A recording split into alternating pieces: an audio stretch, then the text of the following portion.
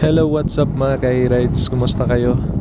Kung di nyo alam yung lugar na to, yung magandang view na to na sa likod ko, dito lang pala yan matatagpuan sa Bulacan, Bulacan. Dito nga lang kami ngayon dumaan kasi pupunta kami ng mga park sa Valenzuela. Dito lang kami dumaan para to get some fresh air. Group ride nga pala kami ngayon kasi same kami ng rest day. Pero magkaiba kami ng trabaho. At para po sa mga nagtatanong kung ano daw po tawag dito sa sasakyan namin, ang tawag po dito is Electric Unicycle or in a short term, EUC. At totoo lang, katumbas na po talaga to ng motor, mga 125cc. At sa mga nagtatanong din kung bakit isa lang yung gulong nito, hindi na po kasi kailangan to ng isang gulong kasi kaya na po na tumakbo ng isa kasi naka-auto balance po to. Tumatayo po to ng kusa, parang titik. High-tech po to, high-tech.